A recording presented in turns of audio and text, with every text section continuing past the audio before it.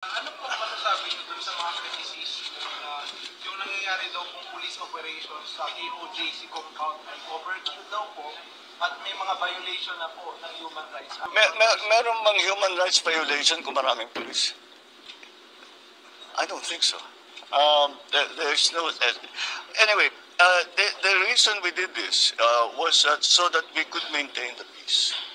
The only way to maintain the peace is to make sure that the area is safe and is secure. And considering this is a 30-hectare compound, kailangan mo talaga ng maraming tao. Hindi mo pwedeng gawin ito na isang dosenang pulis. Para hindi na bale yung mga lumalaban o yung mga nagre-resist, nanghaharang, hindi na bale muna yun. Para lang yung pag-inspeksyon ng 30 hectares, kailangan mo na kagad ng maraming tao. So, I do not see. I think what they are talking about is political na yan. Hindi na totoo yan.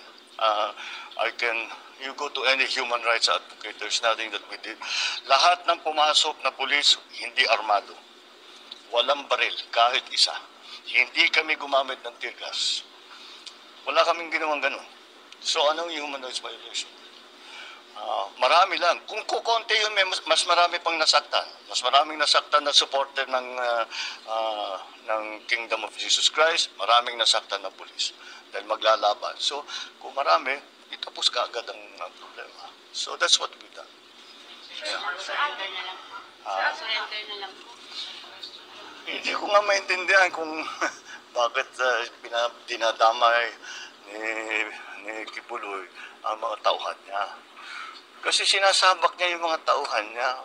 Wala namang kasalanan yung mga yan. They just believe they're looking for an answer, a value system, and they think they have found it with Kibuloy. But they did not sign up to be in the front line of this kind of thing that's happening now, that they will protect him from arrest, even when he has cases filed against him, not only here in the Philippines, but also in the United States.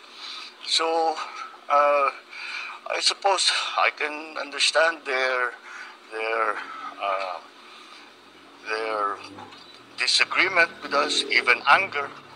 But what all that the police are doing is enforcing the warrant of arrest against Apollo Kibuloy. That's all they're doing.